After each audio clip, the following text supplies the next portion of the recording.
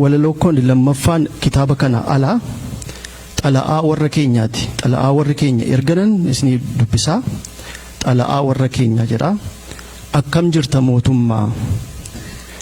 Dhufnee akkasin dubbifnee fi karra keenuuf hin bantu akka namoota kaanii dhoksaan keenuuf hin galtu. Bilbilee si gaafachuu fi bilbila eessaa fuunaa dukkana keessa teenyee yoo si qaqqabeef jennee xala'aa barreessina. Mi'ati akka madaraa nuti nagaadha jirra bakkuma tinu keessi ramacii walakkaarra godaannisa hooqqachaa kan du'u awwaallachaa jibba ormaa dandeenyee arraba daggee baachaa kunoo jirra mootummaa qarqara ilkaaninnaachaa. Har'aaf jirra mootummaa kan borii quban qabnu yoo jiraannu Oromoo yoo duune Oromiyaa malee waan biraan taanu.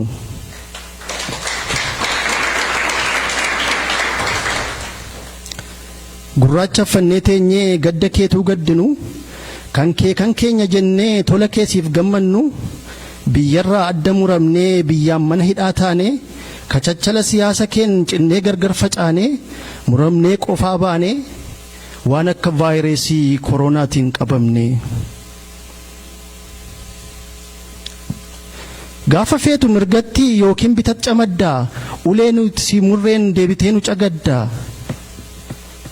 Waan ganama tolchitee galgala balleessitaa dhiittaatu kulkulfannuu kaballaa lammeessitaa.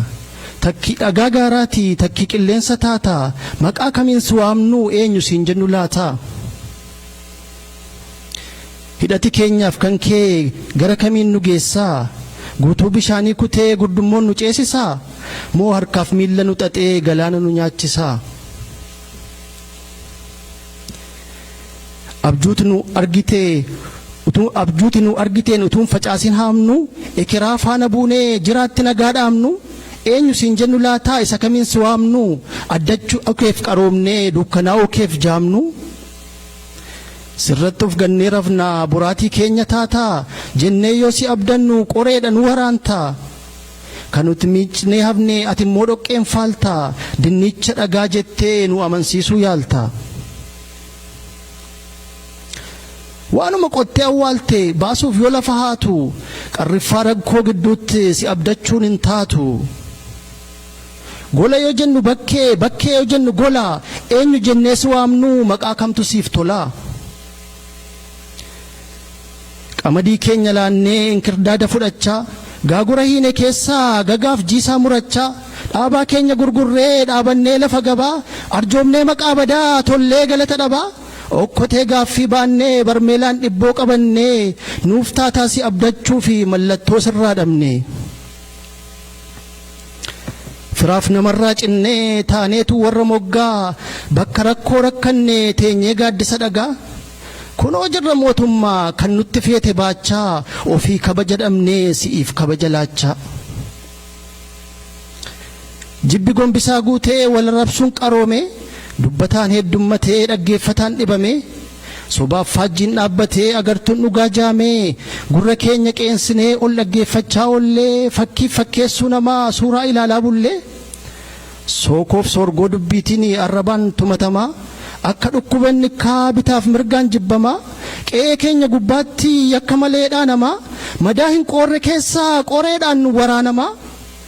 Obsaan warroomu jennee kunoo jirra mootummaa obsaan matabbaa baannee lafa gabaa qubannee hamma namaa hubanne.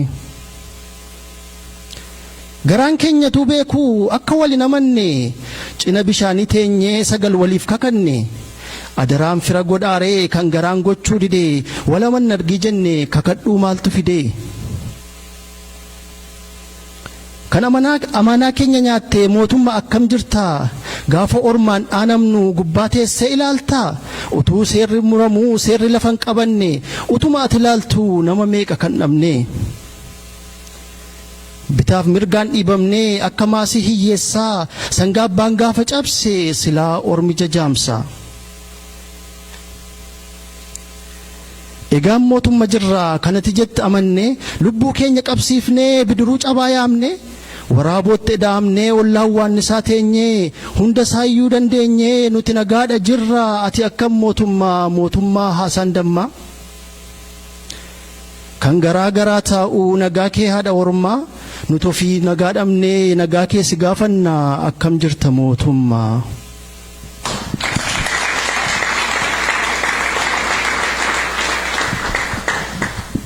Galatooma